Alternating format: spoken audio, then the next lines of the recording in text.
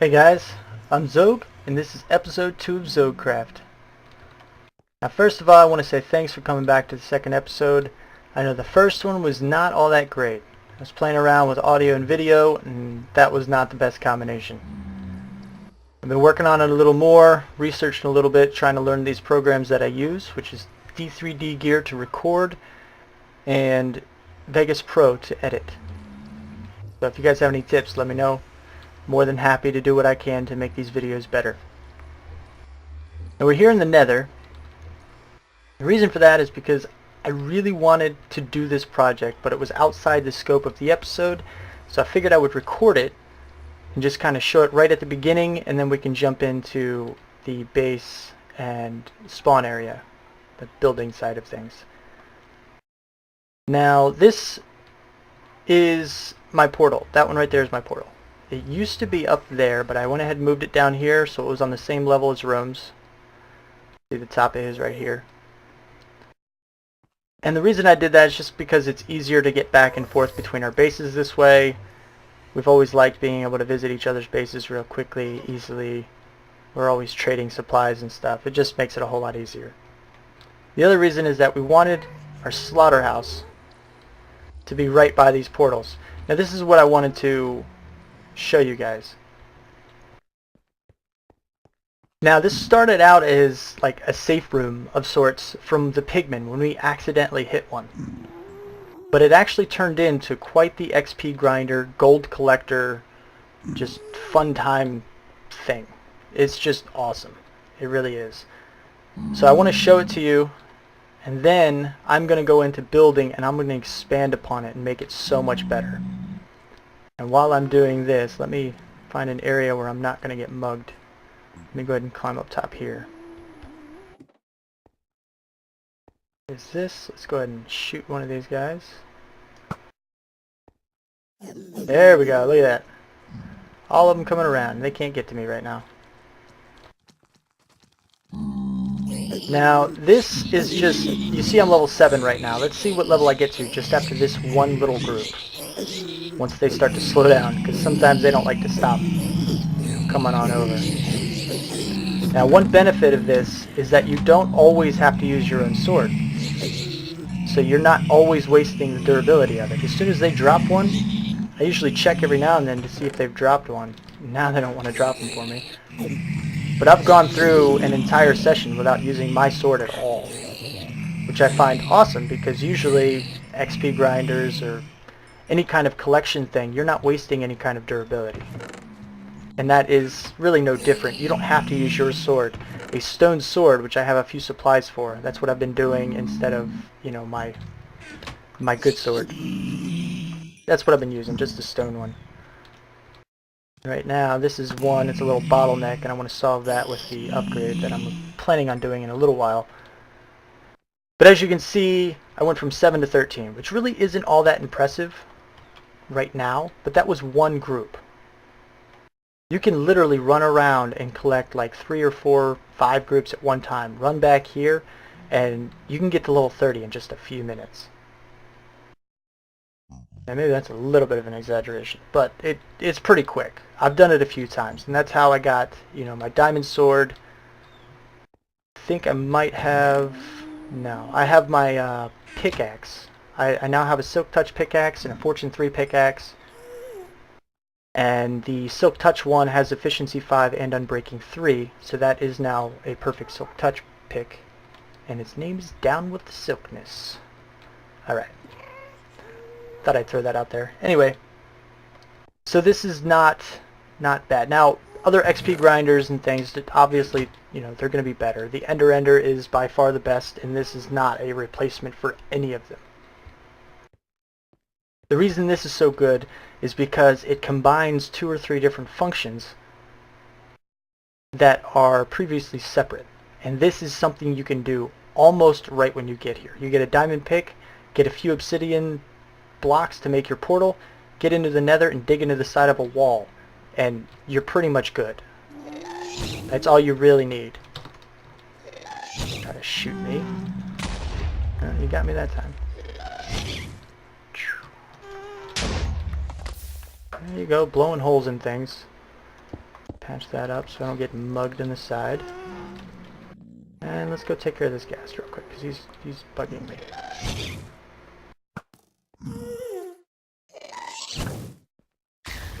There you go. Alright. Back to it. As you see, I could go ahead and hit another one. As soon as I hit these, all of these guys around here are going to do it. Now there's one important note to know about pigmen. When you hit one, all of the pigmen within a 32 block radius are going to hate you. And they will try to mob you. They will gather and just try to... They hurt. A lot. Let me tell you. It's another side note. I've died 10 times. That little yellow number is a death counter. It's the scoreboard that they recently added. And, you know, I'm using it to show death counters. So I've died 10 times. Most of them here in the Nether. Rome has died 11, so I think I'm actually catching him. He was pretty far ahead of me for a while. But they are dangerous. But the reason that I had so much trouble in the beginning is because I didn't realize that, I knew that all the pigmen in a 32 block radius would hate you, but only those within a 16 block radius will chase you. This means that after I kill these guys and I look up here and I'm looking around, I'm like, okay, nobody else is coming, and then I jump down, I get closer to those other ones that hate me, because there's a 16 block difference between those two numbers. So I go 16 blocks out, and I could very well have another 15 pigmen on me. So you got to be careful. You jump down here, and you could very well have more people chasing after you.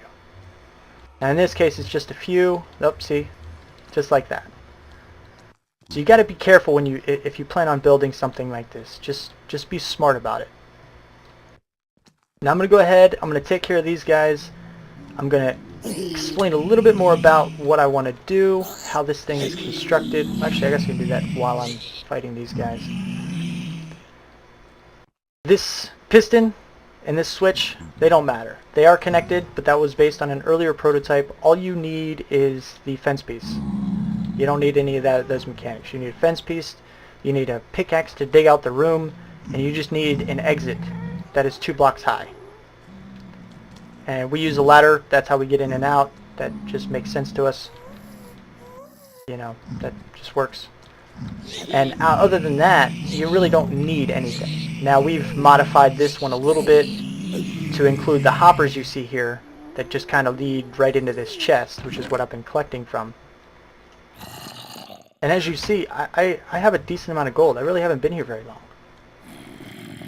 So it works to gather gold too. Definitely gather gold better than mining, but not better than an actual gold farm. So keep that in mind. I probably will still build a gold farm later, but in reality, this is a lot more fun than a gold farm. It's a lot more fun than mining. You know, a lot more fun than a mob farm. You know, the times you have to go out, this is, you know, you get a little bit of excitement. You go out, you have a little bit of target practice, hit a few pigmen with a bow and arrow, which I do recommend. Running out there hitting them with a sword is quite a bit more dangerous. So just watch your back if you have to do that for a while. But my bow, I told you I got my pickaxe, I got my sword. You know, I'm still working on my sword. That's, you know, in progress. I have Infinity 1, or Infinity, Unbreaking 3, and Power 4. I need a little bit more power on it. Power 5, my bow's done. My Silk Touch is done. I've gotten a lot of stuff from this. And it's not because, you know, I sat here and grinded out boring and all that. No, it's kind of fun. I don't mind staying here. It doesn't bother me. It's not oh man, I have to go get more experience now. It's, I could go with a break. Done enough here, you know? Let's go get some more experience. That's really all it is. At least to me. Now, I plan on expanding this, because like I said, if I can even get rid of these, you know what, I'm going to get rid of these guys, and I will come right back in a second, and I'll show you a little bit about my plans after these guys stop hating me so much. And I'm back. Now I'm out here just testing the waters, making sure nobody else hates me. It seems like I'm okay. So what I plan on doing is I want to expand that. I actually want to bring it out some. And I'm thinking right here would be a pretty decent place. The reason for that is, like I said, it's a 32 block radius, which means 32 blocks in every direction is the range that the pigmen will, hate you. You coming after me? No. So, if you put it in the middle, and then, I'll have less to flatten in this area, then you have the 32 blocks that you can, you get them from every direction. And after that, I just need to funnel them into one little area. Ooh, you hurt. Go away.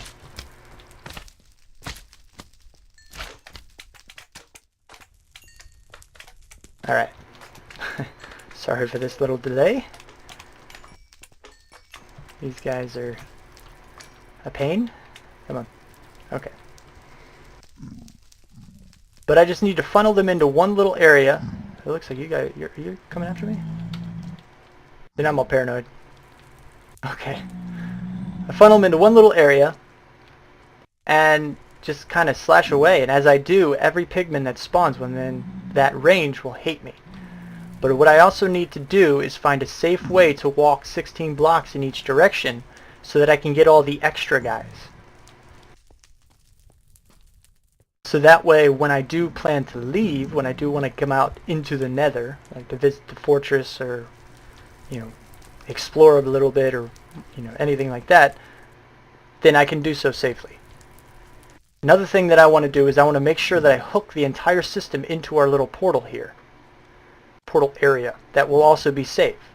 So if, for example, now I have a bunch of chicken, so I'm pretty much good there, but if you run out of food or you run out of supplies to make your stone swords and you don't really want to continue, or you're just done farming XP and gold, you can run back to your portal. It doesn't matter if they hate you, because when you come back through, they still can't get to you. That's another thing that I really want to do there. And I also want to remove the bottleneck, because as you saw in the other clip, they kind of were fighting each other right at the door. I don't want that to happen. I want them just to be able to walk in. So I don't know if I'm going to make it too wide or anything like that, but I'm going to go into my creative world and see if I can't come up with a design that will work. And maybe even in the future I'll have one here and maybe go down a bit, like 64 blocks or so to the other side. And that way you can literally do it almost endlessly. When they start to slow down over here, you come back over on this side, kill a bunch of these guys, and you just kind of switch back and forth. Now that may not be 64 blocks. I gotta look up mob spawning, despawning, things like that. I think they start to despawn when you're more than 32 blocks away, so maybe that's not the best idea to do 64. But I do like the idea of having two of them, so that way I can keep spawning high. Because if I won't have to run out in the open to get to my portals, then it doesn't matter how many of them hate me in any range. They can keep showing up. It doesn't bother me at all. So I'm going to go ahead and get to that, and I will be back in a second when I have a design that I like. Alright, so the design is in mind, and rooms over there starting the breakdown of this area. We're going to tear all of this out. It's all going to be flattened. And as you see, we already sunk our portals down into the ground, and that is in preparation for the design, which we will walk through later. But for now, just know that we are about to do a massive terraform of this little area here. It's all going to be flattened. Well, most of it.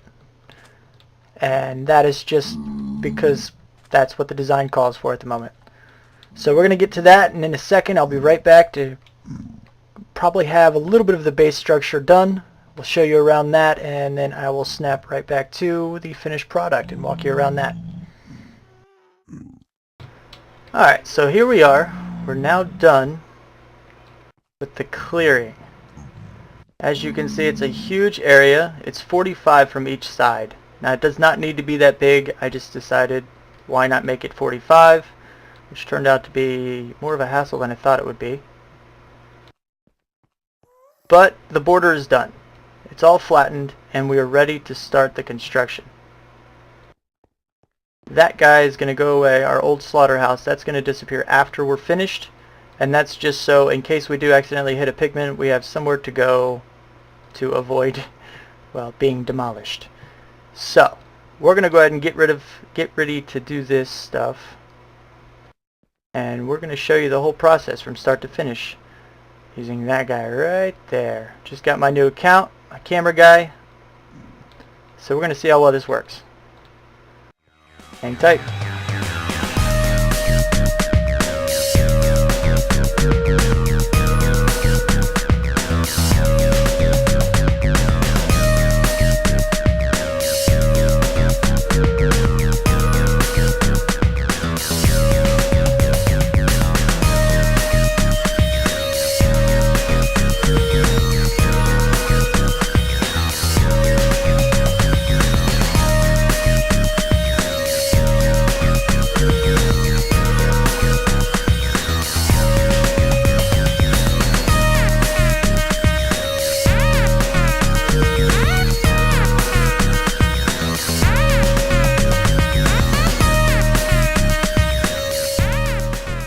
Finally done with the design.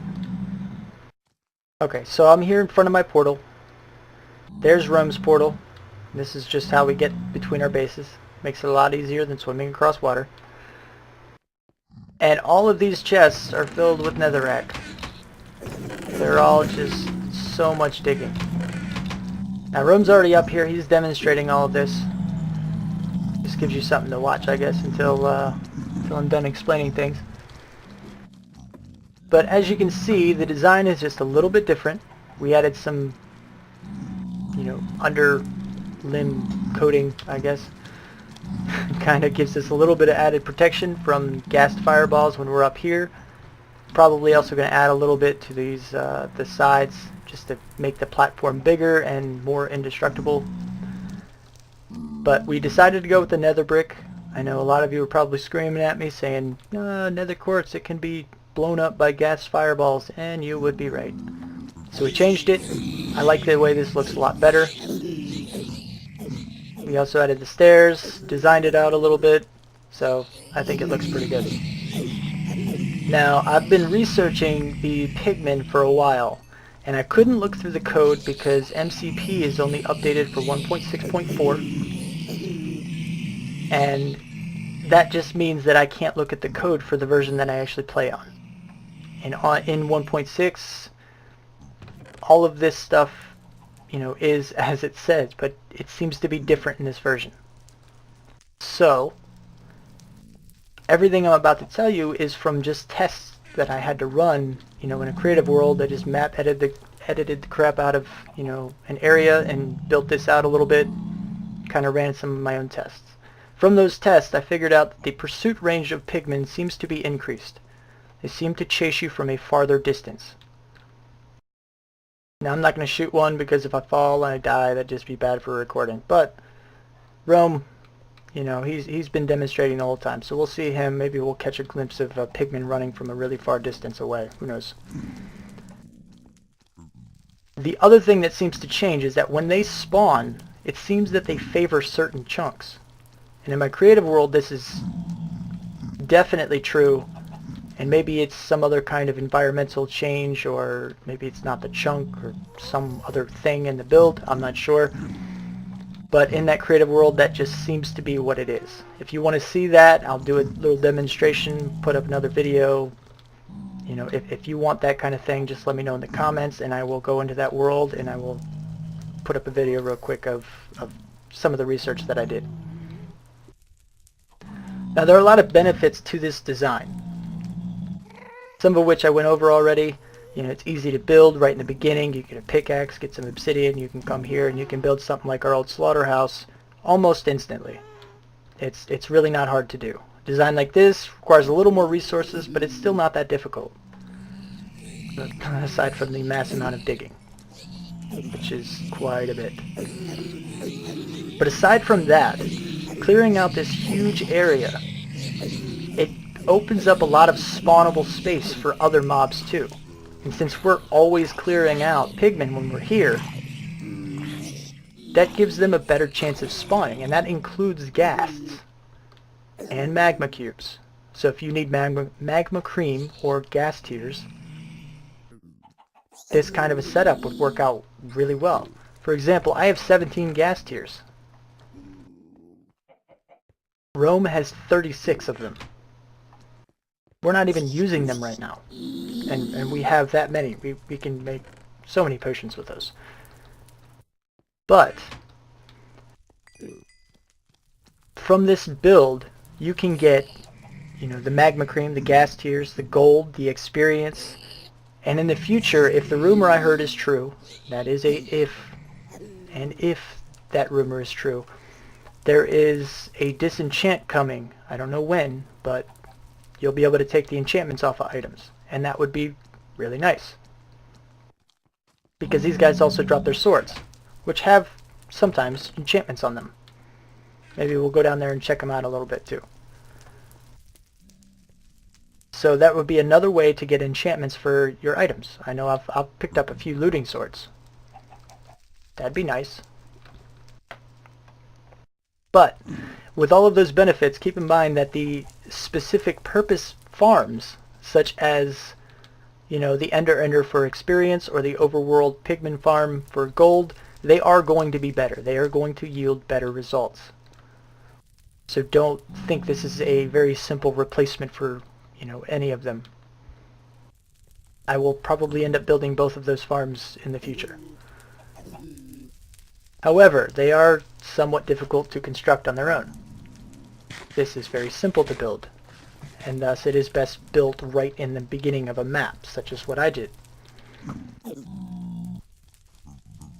Now let's go down here and take a look at just some of the things that he got from these guys.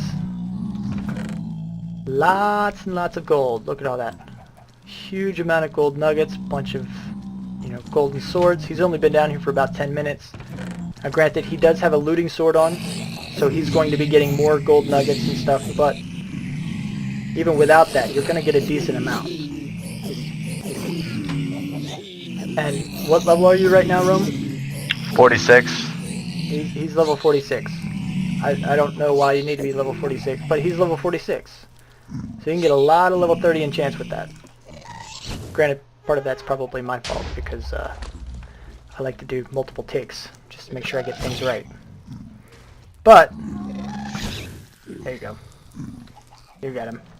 Me talking and fighting at the same time, not always a good combination. Anyway, so as you can see, you get a lot of stuff. Like I said, he does have a looting sword, so you may not get as much. Don't be discouraged if you don't get that much stuff, but quite a bit you can get. Now, initially we were going to hurt them beforehand, you know, like you see other mob farms do, and we realized that was probably not a good idea, just because the more hits you get on pigmen, the better it is. And using their own swords against them is actually quite perfect, because they are kind of weak, which means you kill them fast enough, but it's not too quick. Because the more hits you get, the more chances there are that other pigmen are going to spawn in the area, keeping a constant stream of them so you don't have to go up top so often to get them. And if we were going to hurt them, suffocation would be the best way to go, because lava doesn't hurt them, they're immune to it. Can't put water in them in the nether. And a long fall would just be inconvenient. You have to drop them down a really long hole, go down to kill them, come back up just to get more. It would just, that would be a huge pain. So suffocation would be the way to go. Which I still may add in here, just so when there's only a few pigmen left and you're done and you want to go out, I don't know, if you want to visit the fortress or something, you know, we can trigger this mechanism which will suffocate them all, which does not bring more down on us. It is basically a free kill of pigmen, which we may hook up later. It'll just kind of make things, it'll be a little easier to escape the pigmen after we're done. That's something we may end up hooking up later. Now, I know I also said that I was going to build 2 stations, which I decided against because digging out this big hole, it was a huge pain. And doing that a second time just to make another one of these, which really isn't going to increase its efficiency all that much, it just wasn't worth it. So this is probably going to be how it stays, you know, outside the minor modifications I mentioned already to avoid these holes in the ground that you see. And the last thing I wanted to mention in this little segment is that the cameraman that was right up there, I know it wasn't the greatest quality. I'm still working on the settings for that laptop.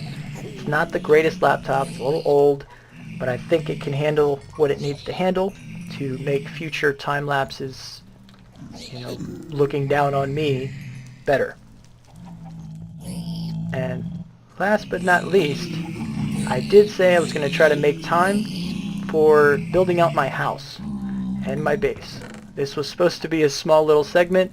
It turned out to be the full thing, so there's a lot of progress here. I hope you're okay with that. I won't be able to completely finish the base or the spawn area, but I am going to do what I can to start working on them, at least for a few minutes. So, I'm going to go ahead and let Rome finish up here. I'm going to go ahead and head back to the overworld, and I will see you back there when I have a design in mind for my base. We are back at my base, and it turns out that I've only got a couple more minutes before I start to breach that 30-minute time I told you I wanted to keep. So, real quickly, I'm going to move all my stuff from up there down over here. I already got my chests. I'm starting to move the first one now. And my camera guy is going to be put right up top over there somewhere so he has a decent view of the area. And afterwards, I want to show some kind of a frontal view after it's done. So I'm going to see what I can't make happen with that, and we'll see how it looks.